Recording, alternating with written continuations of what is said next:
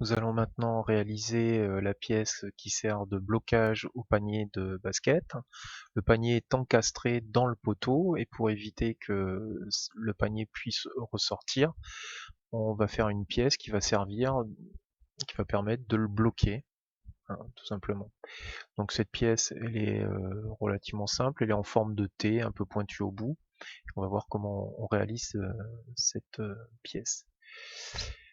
Si on reprend le dessin, donc c'est une pièce qui va avoir une forme de pavé droit, hein, pour commencer, avec comme dimension 30 mm, 16 en largeur et 2 en épaisseur. C'est parti.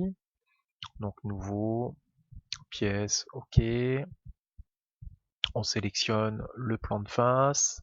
On va chercher un outil d'esquisse dans l'onglet rectangle. On commence à l'origine, vers le haut et vers la droite, et on commence à tracer le rectangle.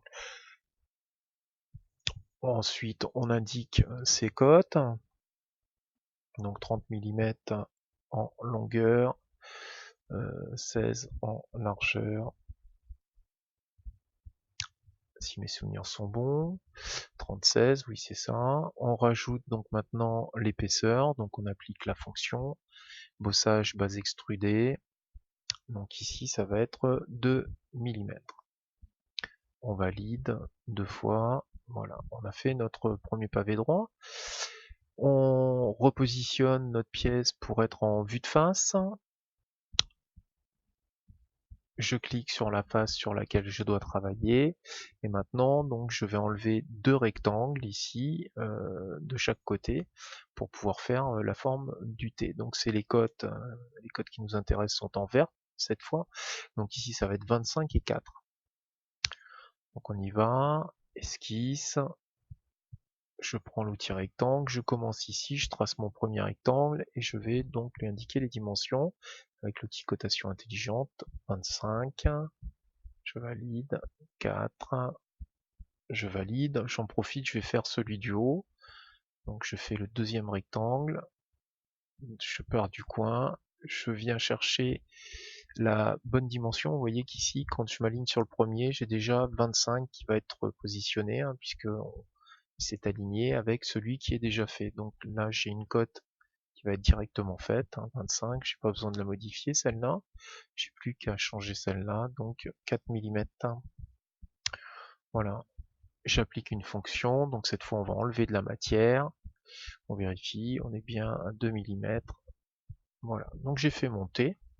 Maintenant, je vais pouvoir passer à la suite et je vais m'attaquer donc au chanfrein. Il y a un ordre là, on peut pas faire les congés avant d'avoir fait les chanfreins parce que on aura des congés à faire après sur les bouts ici où on aura fait le chanfrein. Donc le chanfrein, en gros, on va casser l'angle droit qui est ici, hein, et on va faire un angle de 30 degrés à la pointe de cette pièce, hein, pour lui permettre de rentrer plus facilement dans l'autre pièce.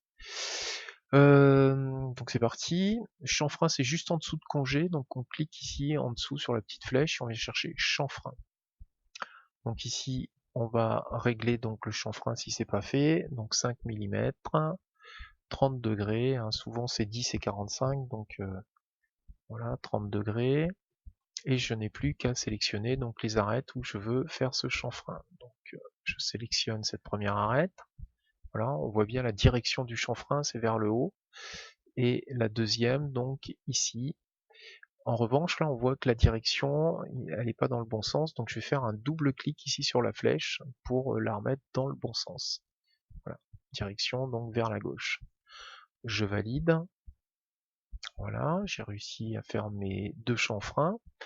Maintenant, je reviens ici et donc j'ai des congés à faire de rayon 1 sur toutes les petites arêtes, hein, qui vont rester. Donc, congé. Cette fois, on choisit donc 1 mm, hein, c'est la valeur de notre rayon, et je vais donc sélectionner toutes les arêtes restantes, donc celle-là, ça fait pas beaucoup, hein, 1 mm, voilà. Ça va permettre à cette pièce de rentrer plus facilement dans la rainure qu'on aura prévue. Ici, alors ici, tout simplement, on aura de toute façon à la fabrication de la pièce un congé qui sera fait automatiquement. Voilà. Celle-là. Celle-là. Alors, ce qu'on voit pas quand on fait des congés, hein, le logiciel travaille aussi par transparence, hein. Je peux sélectionner l'arête même si je la vois pas, hein. Bon, c'est plus simple quand même de faire pivoter la pièce, on a moins de chances de se tromper, hein, surtout quand on débute. Voilà, j'ai sélectionné toutes mes arêtes, hein, c'est pas la peine de faire plein de congés, on fait tout en une fois et je valide. Voilà, ma pièce est terminée. Je vérifie quand même qu'elle ressemble bien à ce que j'attends, hein. Voilà. Et donc là, j'ai terminé cette pièce. Je peux passer à la suivante.